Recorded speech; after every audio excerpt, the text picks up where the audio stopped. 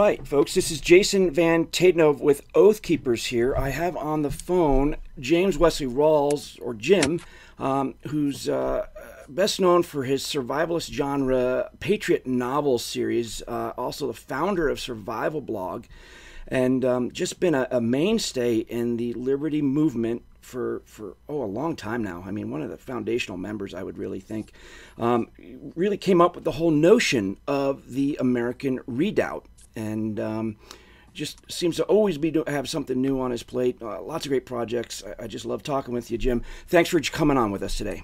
Thank you so much for having me on, Jason. Absolutely. Now, the series we're working on right now is for winter prepping. We're coming into the beginning of the season, starting to change, and I know we're starting to fire up the wood fireplace here at my cabin.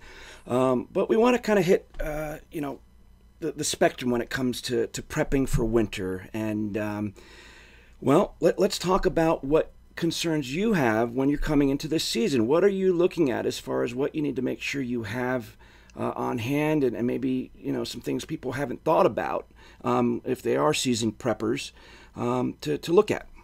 Sure. Well, first and foremost, I want to remind people to check the batteries on their smoke alarms and their carbon monoxide detectors, and also clean your chimney if you haven't already done so. A lot of people lose track of when they clean their chimneys, and they'll go to fire up their stove for the first time in the fall, get a nice big hot roaring fire going, and the next thing you know, they have a chimney fire. So beware of creosote build up, and if you don't clean your own chimney, at least pay really close attention if you hire someone to do it, and have your own set of rods and a brush and everything that you need to do it yourself if everything hits the fan. Now, is it pretty easy to clean a chimney? Is it something that anyone can kind of pick up and do? It's just common sense. It's just a matter of, a lot of people have houses with a really steep pitch on their roof, and it's dangerous to get up on a roof and clean a chimney from above. I actually prefer to clean a chimney from above. It's just my preference, because I have a stove a wood stove that is not. It doesn't have a what they call a bypass style chimney arrangement, where you have a clean out plug at the bottom of the chimney that you can pull. Instead, the chimney goes directly into the top of the wood stove. So it's a little more difficult to clean from below. It means actually having to remove a section of chimney pipe and then running the chimney brush in from below, and it's a lot more messy. I prefer to clean from above, and then clean out, vacuum out the stove when everything is done. So it's just a matter of preference and safety. If you have a spark arrestor on your chimney cap, if you're cleaning from below, you don't have to pull that. If you're cleaning from above, you will. So you want to have all the right tools with you when you go up on the roof, so you don't have to make repeated trips up and down the ladder. But it's really not rocket science. Just make sure you do a thorough job. If you've never done it before, you probably want to hire a professional chimney sweep and watch exactly what they do and ask them for advice about your particular chimney arrangement. Now, you've seen these. I've seen these that look like an artificial log that's supposed to clean the chimney for you. Are those dangerous? Do they work? Are they something Well, they're marginally effective, but that's no substitute for physically cleaning the creosote out of your chimney.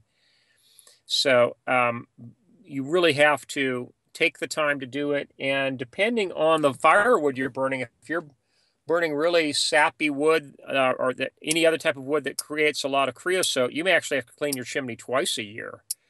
So at least once a year is the bare minimum. And then moving on, I guess the next topic I'd like to cover is the importance that every family that's well prepared should have both a wood, unless they live in a very small house, should have both a wood heating stove and a wood cook stove. Typically that they're going to use two separate chimneys. So you've got two different chimneys to maintain, but it'll greatly increase your flexibility in terms of being able to cook, to heat water, and so on. What a lot of my consulting clients have, and that I wish I had at my own place, was hot water heating coils in my stove. Unfortunately, because of the layout of my house, that really didn't work out. But if you can, it's really good to have a hot water arrangement with your wood heating stove. And then with your wood cook stove, keep in mind that there's a learning curve involved in learning to cook on a wood cook stove. And you really want to master that now rather than after everything hits the fan. If you think that because you bought a beautiful $2,500 Kitchen Queen wood cook stove and you have it sitting there and you've never used it, that you're going to be able to cook on it, you're probably kidding yourself. You really need to practice with it and learn. You really have to master how to get just the right fire going for baking bread, which is high temperature, versus cooking a roast, which is lower temperature. And there's definitely a learning curve there, and you're probably going to make a few mistakes. You're going to end up undercooking things and overcooking things many times before you finally get things right with a wood cook stove. Wow, that's a great concept. I wouldn't have thought of it. Now, can you, if you just have the one stove, are you able to cook off of? I know we try to cook off the top of our just wood stove. If you have a wood heating stove, at least make sure you have one that has a large flat top on it, so you can add an oven, or so you can put fry pans or heat water on it in pans. So you want the largest cook surface available. And also keep in mind that if you have a masonry stove, those actually transfer heat in all directions better than a traditional cast iron cook stove with a flat top. And that means that if you want to run an Amish oven, which is basically a box with a box with a door and a temperature gauge on top of your wood cook stove, if you have a masonry like a soapstone stove, you may not be able to get that oven up to full temperature for something like bread. You'll probably be able to cook a casserole in it if you get the fire going good and hot. But because a soapstone oven or soapstone wood fireplace puts heat out in all direction and very slowly transmits heat through the soapstone top, you may not have the temperature that you need for high temperature cooking on that stovetop. Now, what about Dutch ovens? Are they something to have on hand for being able to cook inside? Yeah, you want to have actually two different types. You want to have the type with feet for operating in when you're camping out, to put right in the bed of coals in an outdoor fire. And you want to have one without feet, which is basically like a big kettle, to put on the top of your wood cook stove. If you try putting one with feet on top of your wood cook stove, you're going to have an air gap there and you won't be able to properly cook food. Gotcha. And it certainly gives you a certain amount of redundancy. Now, for those people who have just a wood fireplace, do you recommend, obviously the cook stove would be a redundancy for that. But if you've got fireplaces, do you recommend having a secondary heating source, like propane or kerosene, or is that overkill?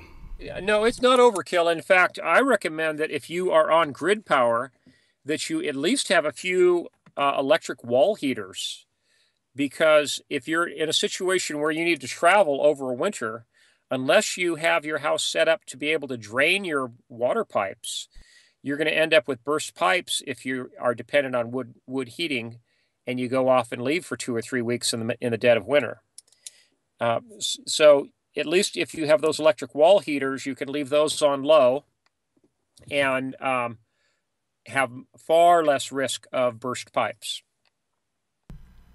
Yeah, very good to think of. Now, as far as, say, an urban environment, What do you reckon? I know I've just now gotten out to what I consider, the starting point of being in a cabin that's pretty self-sufficient. If the electricity were to go off today, it would just be minor inconveniences, really, but life would go on pretty much as it is now. But that wasn't true when I was living in an urban environment. I really tried to strive to have backup heating because I think a lot of urban dwellers don't think about that. If they're just on heat, electric, or even propane, that when that electricity goes out, they've got no way to heat their apartments. The pipes can burst. So I always had propane and a kerosene backup. What do you recommend with that? I actually prefer kerosene. Propane has a few advantages, but mobility is not one of them typically. If you have a plumbed-in system with like a really large, 300 or 500 gallon propane tank, at least with kerosene, you're carrying the fuel in smaller containers. You're carrying it typically in 5-gallon plastic cans. Typically, those are blue. The standard color coding for fuel cans is blue for kerosene, yellow for diesel, and red for gasoline. And I like the Kerosene brand wick type kerosene heater cookers. It's a combination room heater and cooker. It has a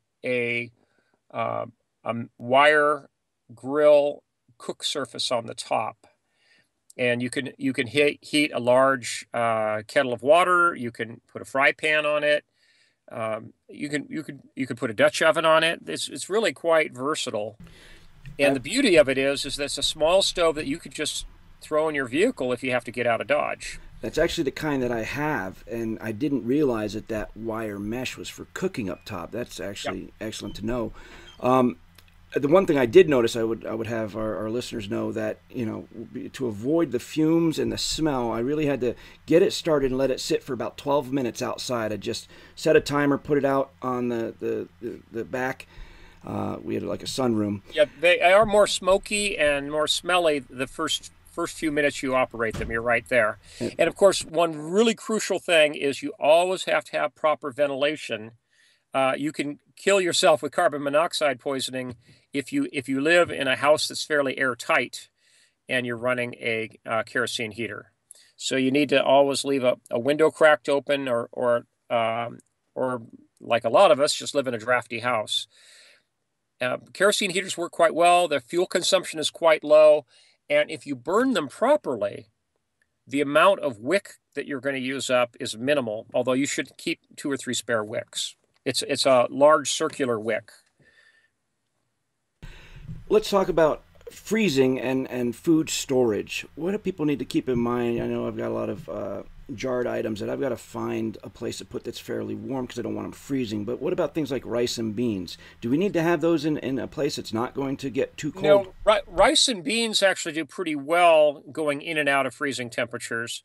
But any canned foods, any retort packaged foods, and of course anything in jars is going to have problems. Now, in most of the United States, outside of Alaska, we're blessed with having an ambient ground temperature that is above freezing. So unless you're in a permafrost region, you can dig yourself a cold cellar, and like a root cellar, and that will keep foods from going below freezing in the winter. And in the summertime, of course, they'll keep foods right around the ambient ground temperature. Where I live, which is up above the 45th parallel, that means the ground temperature is right here around here is around 55 degrees. As you get farther south, the ambient ground temperature is a bit higher, but it certainly beats having food just sitting in your garage where it's going to get too hot in the summer and drastically reduce its storage life. How big of of course, by picking up the ambient ground temperature, you're also going to keep foods from going in and out of freezing temperatures, which would happen if you had your food out in a shed.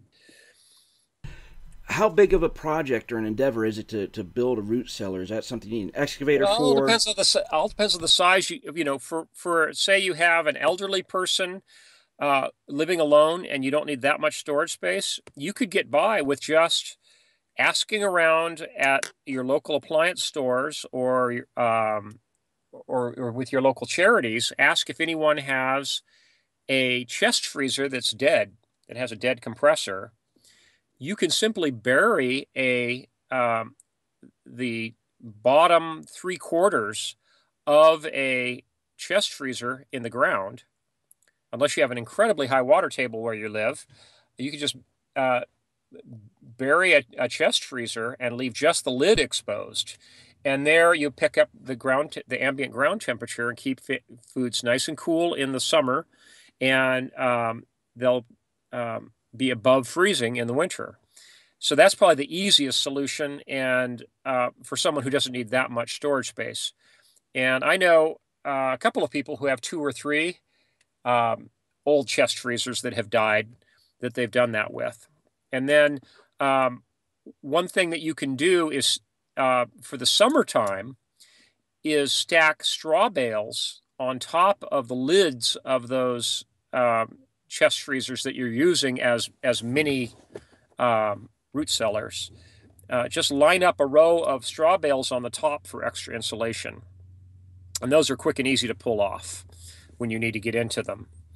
So that's one really easy solution. And even an elderly person, if they take their time, could dig a hole for that themselves. Most root cellars, though, are typically walk-in with a set of stairs. There's a couple of different construction methods. You could do it yourself with if you use treated wood and construct it out of wood, and you can back it with roofing tar paper, for example, up against the walls. And then if you want to go all high-tech and modern, you can also put a layer of Tyvek on the outside of that. Or you could have it professionally done, have someone in with a backhoe and have a concrete contractor come in, and they have standard forms that they use where they have metal pins that go through between 2 layers of plywood, and those are typically 6 or 8 inches apart. So you get a 6-inch or an 8-inch thick wall.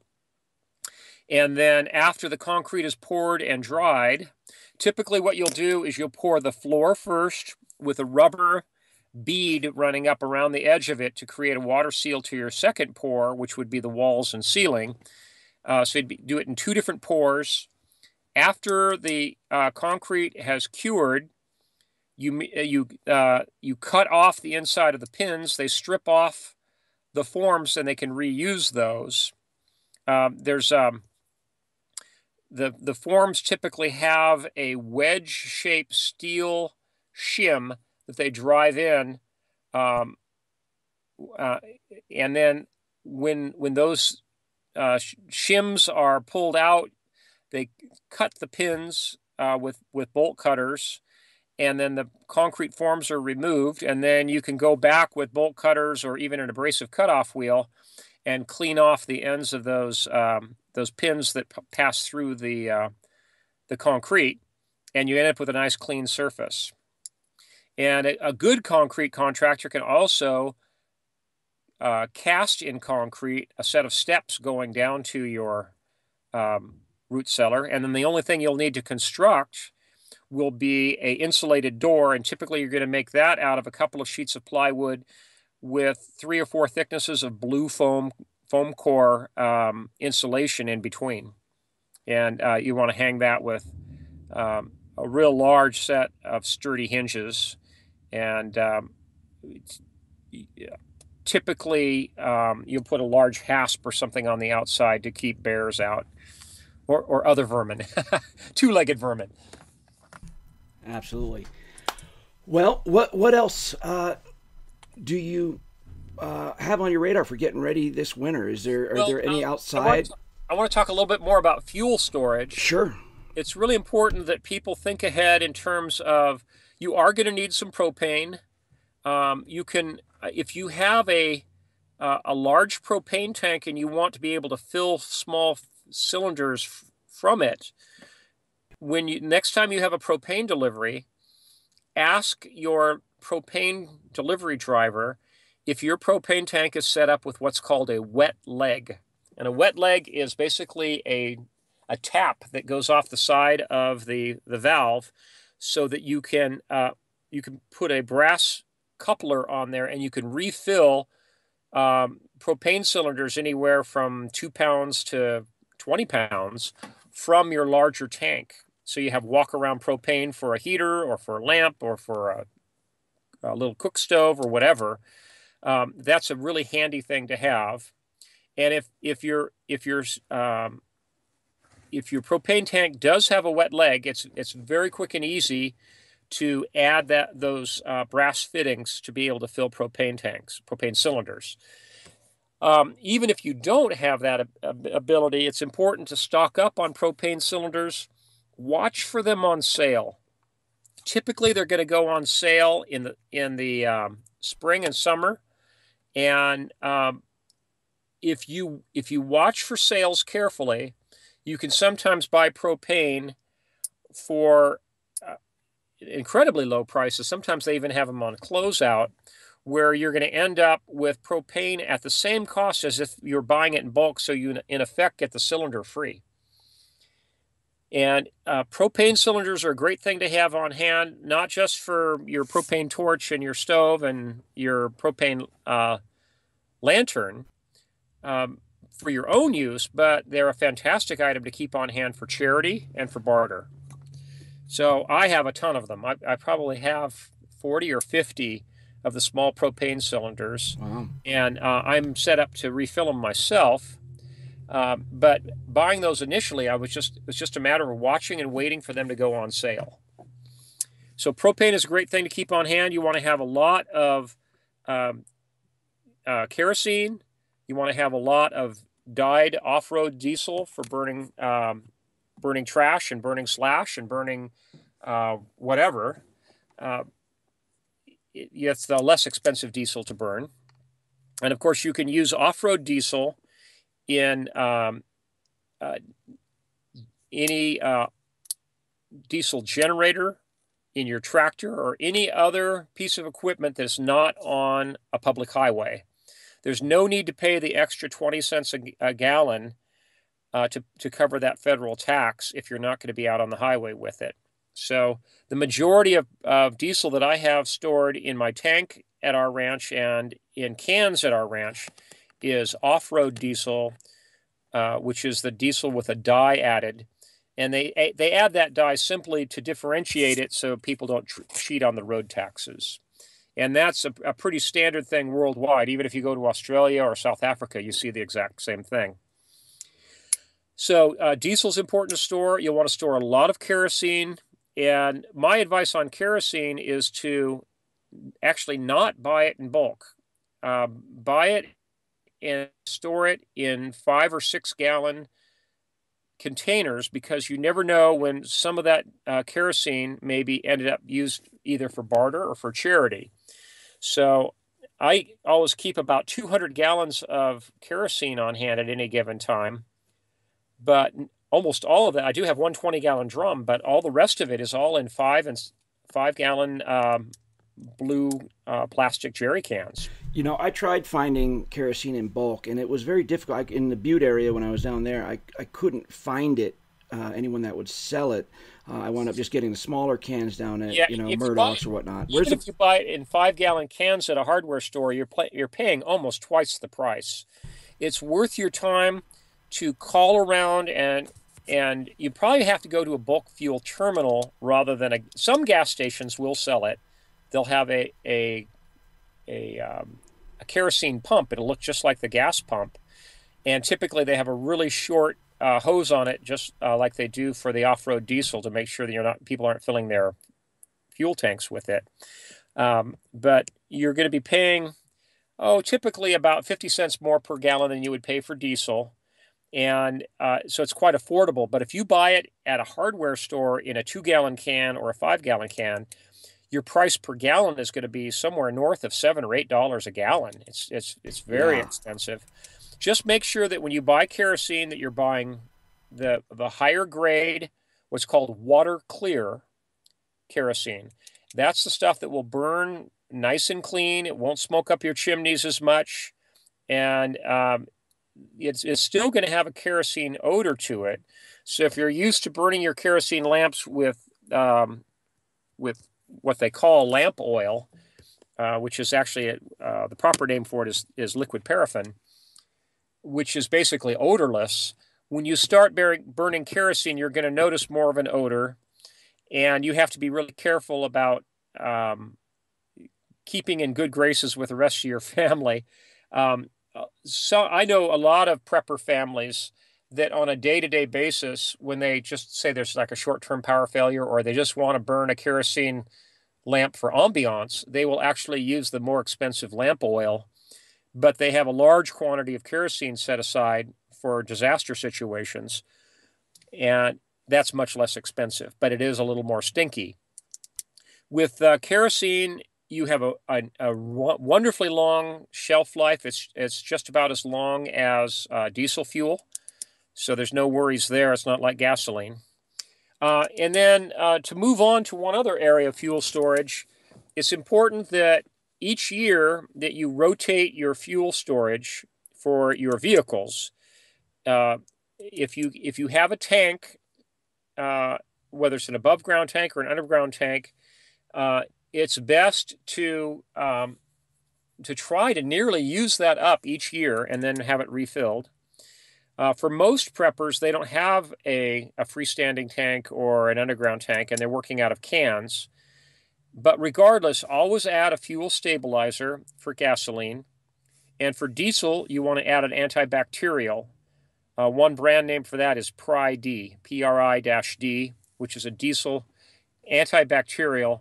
Most people don't realize it, but one of the things that destroys diesel fuel is not degradation like gasoline, but actually a bacteria that will grow in the diesel fuel. And the Pri-D is actually an antibacterial additive. With Pri-G or Gas Saver, or there's several different brands, those are designed to stabilize the gasoline to extend the shelf life. And with that, you can get up to 2 or 3 year shelf life with gasoline. So this is a good time of year for everyone to rotate their stored fuel. If you keep gas in cans, go ahead and burn up what you have in cans through your vehicles with day-to-day use, and then make sure you carefully date label the gasoline. Try to get gasoline that does not have ethanol added. It does mean paying a little bit more for like the unleaded premium gasoline without ethanol, but that stores much, much longer. And the gasoline that's sold in the wintertime has butane added to it to provide for better cold weather starting. And with that butane, you end up with a gasoline that stores much longer. It'll still start an engine without the need to add any starting fluid, even after 2, 3, or 4 years of storage. It'll store surprisingly well, but you need to have containers that are absolutely airtight so that they're not going to draw moisture. That's the real killer for gasoline. All right. Well, is there anything else you wanted to hit on with the winter prepping? Well, I think that pretty well covers fuel storage. And I mentioned checking the batteries on your smoke alarms. But beyond that, it's just a matter of making sure that you have an ample supply of firewood or coal, depending on where you live, and that you have all your cold weather clothing squared away, and that you also carry a cold weather survival kit in your car at all times. So everyone would have a change of foot gear, with winter boots for everyone, winter hiking boots for everyone in the family who might be traveling in your vehicle, blankets, at least a couple of sleeping bags, and a small supply of food and a backpack, so that if you do need to hike out from your vehicle, if you get stranded somewhere and end up in a ditch, you're not going to end up freezing to death. You always want to keep that on hand.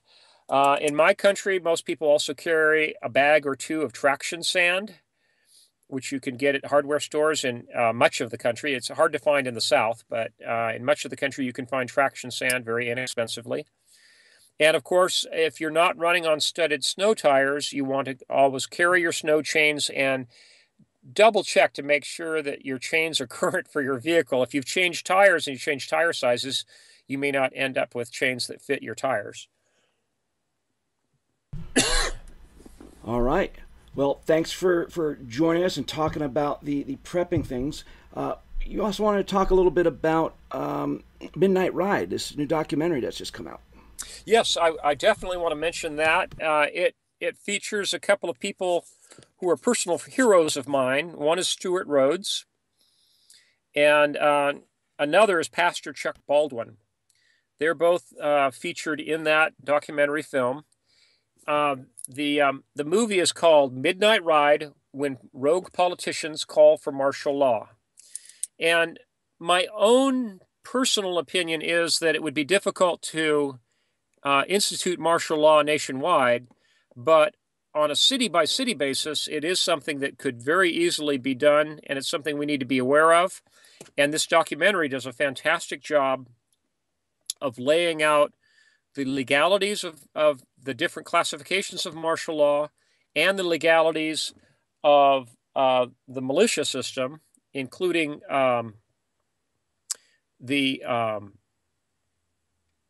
it says, I think it's Article 10, Section 8, Clause 16 and 17 of the Constitution spell out the unorganized militia and what that means. And Edward Vieira, who is really the progenitor of this whole documentary, he's the one who wrote the book that the documentary was based upon, is of the opinion that ever since 1903, with the change in Title 10 of the U.S. Code, I think it's Title 10, Section 211 of the U.S. Code that covers that.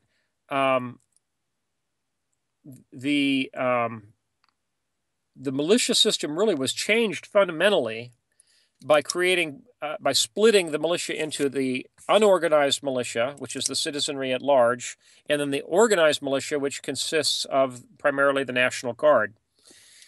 And he's of the opinion that America was done a great disservice when that happened, because it really took the teeth away from the citizens' militia. And if folks will take the time to take an hour and watch that documentary, it is highly recommended, and it will give everyone a pretty sound primer on what martial law might actually look like, and who actually would be behind it, and the solution, which of course lies in the Second Amendment itself. And if you haven't seen it, we are actually Oath Keepers are major producers on that film. We worked quite a bit with James Yeager. All my friends, Stuart Rhodes that I work with every day, and Elias Alias, and so many of my people I consider good friends are all on it. So it's a great opportunity to check it out. You can actually see it at oathkeepers.org for free right now. We're doing a limited time free screening that you can go and just check it out. So if you haven't seen it, definitely go to oathkeepers.org and watch it. I recommend that people both watch it online and also buy a DVD so they can share it with their friends. Yes, and that helps support, James Yeager and the cause, because, it takes a lot. I've talked with James many times about what it takes to produce one of these movies, and he employs a team of up to 30 people to produce one of these, and it really, he's helping keeping Patriots in work and getting out, great information that no one else is putting out there. So we really need to support the people out there that are doing these types of projects, because we know the mainstream is not going to support it all. They're going to try to suppress it. Yes, that's right. Okay, and what other topics did you want to cover today? I think maybe just what are your thoughts on what's happening with we're seeing this martial law clampdown in Paris. Okay. Obviously, ISIS has been saying that that we're next. What are your thoughts there? Is that something we need to prepare for? Do you think that will Oh, just kind of... definitely. I think that there definitely is a terrorist threat in this country, and I, I actually feel a bit threatened by my own government because I never know when someone within the government might stage a false flag event. But regardless, it's important that families be well prepared, that people be armed and vigilant at all times. If you live in a jurisdiction where it's legal to carry a firearm on your hip or concealed or in your vehicle, uh, take full advantage of that opportunity because it's kind of like carrying an umbrella. You rarely are going to get rained on unexpectedly, but where you need an umbrella, you really need it. Well, it's the same with a firearm. Firearms are like parachutes. If you don't have a parachute when you need one, you're going to really regret it. So, be armed, be vigilant, get the training to go with those firearms. I've always am fond of saying that owning a firearm doesn't make anyone a shooter any more than owning a surfboard makes someone a surfer. You really need to get the training to go with your firearms. And it's much more important that when you have an extra $1,000 or $2,000 in your pocket, don't buy a second gun if you already own a battle rifle. You need to spend that extra $1,000 on training to go with that firearm. That's much more important than having a second gun. I would much rather have one gun and be fully competent in its use than having two guns and having a false sense of security. It's funny. I wrote an article on that just last month on pretty much that exact train of thought. And you know what? I'm going to give a little sneak peek here. Everything you've just said is going to be kind of tied up in a new program that we haven't announced yet. We're talking about launching it shortly, and Stuart will be putting out a actual official communication on it. But I'll give a little sneak peek here.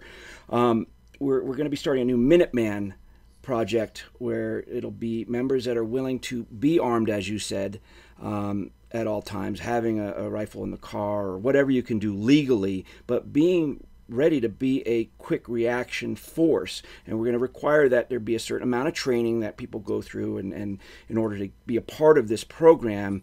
Mm-hmm. But that's something we have in the works, and it just, I only mention it because it falls right in line with the train of thought you just put forward there. I think that's very wise. Now, getting back to ISIS and specific threats, of course, any of your listeners that live in urban environments, of course, are going to be at much greater risk. I really don't think that ISIS is going to attack some small town in Missouri, for example. But if you live in a metropolitan area, yes, there is the risk of a terrorist attack. The chances of it touching you personally are fairly slim. You might have a slightly higher chance of hearing about something nearby you and having a chance to help respond if you are armed. But again, if you're not armed, you're not part of the solution, you're part of the problem. So be prepared for that. And we also need to learn from what has happened in Paris, where the populace has been terrorized by a fairly small group with fairly discrete targets in a very short period of time, and yet it is going to absolutely wreck the tourist industry for France, probably for a couple of years. I can predict that even as early as this Christmas, there are going to be bargain air flights to France available because people are going to be afraid to get on airplanes and go to France. So don't be absolutely buffaloed by the terrorists. The threat itself, the immediate threat, is actually fairly small. The greater threat is political, because politicians will use the threat of terrorism as an excuse to degrade civil liberties. And if you think that what we saw after 9/11 was horrible, with the advent of the TSA and the Department of Homeland Security and all this, either being groped or x-rayed at the airport, if you think all that's bad, just wait until there's a ongoing campaign of attacks by ISIS in the United States. It very well could happen within the next 10 years. And I have a feeling that the overreaction by the government is going to be worse than the terrorism itself. So we need to be vigilant, and we need to also be vigilant in terms of speaking up when our rights are threatened by politicians. And we shouldn't allow them to use that as an excuse to clamp down on civil liberties, especially the right to keep and bear arms. Now, you may know that I'm about to release a new book from a new series of novels called the Counter-Caliphate Chronicles. It's completely separate from my Patriots novel series, and it's about it's set about 35 years in the future, following the advent of a global Islamic caliphate. And most of the Western countries are either under a Sharia law system, or they are complicit with that system because they want to get along with their Arab trading partners, because the Arabs and Muslims are going to control the vast majority of the world's oil supply. So to stay in their good graces and to keep the oil flowing, they're basically going to cave in to the caliphate. And that's actually I did dramatize things significantly in the novel, but I don't think I over-dramatized. I actually predict that something like that might very well happen. And in the first book in this series, it is titled Land of Promise, and it's about the establishment of a dedicated Christian homeland nation in East Africa as a place where persecuted Christians from all over the world can either A, get a passport so they can travel freely, or B, actually physically relocate, just like the establishment of Israel in the late 1940s. So I hope your listeners enjoy reading that. Again, it's completely separate from my Patriot series. It'll be coming out December 1st. It's titled Land of Promise. Well, and like my other novel series, I tried to include a lot of really practical, tactical tips into the storyline. So I think most people will end up reading that book twice, the first time through for fun and the second time through with a notepad and a yellow highlighting pen handy so they can take notes. Well, you know I'm one of your avid readers, and that was going to be my last question, is what do you have coming up next? I'm excited to hear that. I really want to get my hands on a copy and put a review out. Coming out December 1st, both in as an ebook for just $2.99 and as a paperback, and that'll probably be closer to $17 or $18. It'll be a print-on-demand paperback out of CreateSpace. It's actually the first book from a new publishing venture that I've started. They're called Liberty Paradigm Press. And I plan to produce a lot of libertarian books, and Christian libertarian books in the next few years. Well, please keep us up to date on that. Maybe we can have you on close to the release to talk about it after I've read it, and we can discuss it a little bit. Sure. I love reading your work and reviewing it. So as soon as that comes out, I will download it, get it read, and see if we can't get you on for a talk about a review. I'll look forward to that, Jason. All right. Well, thanks again for everything you're doing, and we'll be talking with you again soon. Thank you so much, Jason, and God bless you and your listeners.